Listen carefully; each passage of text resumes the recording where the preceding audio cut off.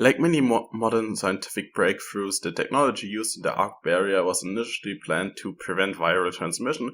An independent South Korean laboratory envisioned cities shielded by massive diamagnetic repulsion barriers that would block the chorogenic virus from passing.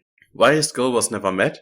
Partially because a solution for the destabilization of expensive barriers was never found, it did lead to the creation of the arc barrier. The arc barrier is a personal portable shield that uses diamagnetic repulsion barriers to deflect nearly any physical projectile.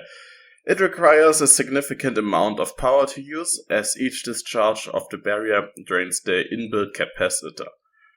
When paired with a forte suit, the arc barrier can draw power from the suit's induction system, allowing it to reactivate after a short time.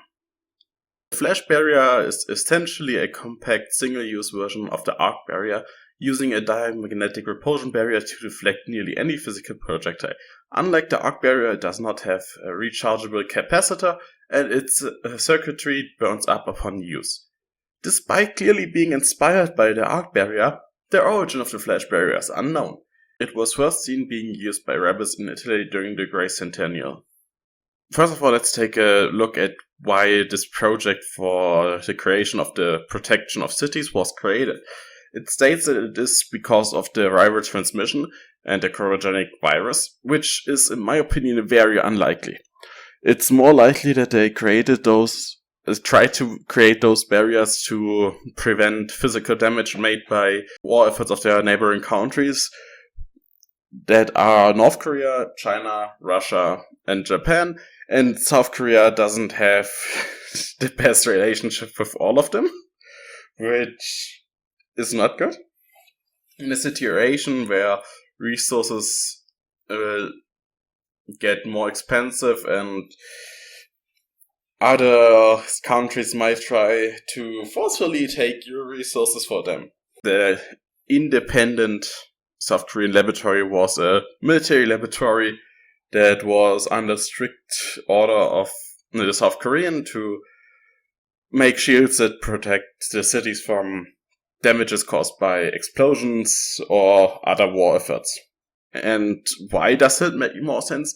First of all, the chorogenic virus already spread far by the time they thought of making those technological breakthroughs for the inventions, meaning that even if you can get up the barrier, and even if it is possible to keep out the virus with the barrier, the virus is already inside of the city, meaning you probably would need to banish everyone from the cities that is infected or was close to an infected person, leading to many more problems. Also, we know that organic matter can pass through those barriers with no problem, meaning that it makes even less sense that it was created to protect from a virus.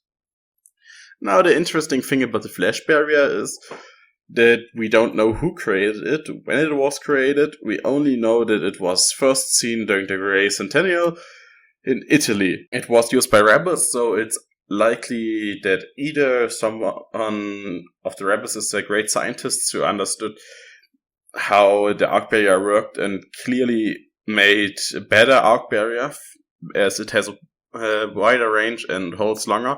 Yeah, it cannot be moved, but there was also not really the intention of the arc barrier in the first place. It was created to protect cities, so the flash barrier is way closer to what a finished product would have looked like. Now, the rebels might have created it, but this is also unlikely. What is more likely is that some kind of black market organization in the background supplied rebels with the flash barriers, but the organization behind it created it on the black market to support rebels, to destroy governments, to bring destruction to the world or something like that. But we don't really know who or why.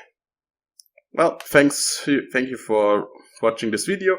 I hope to see you next time. Goodbye.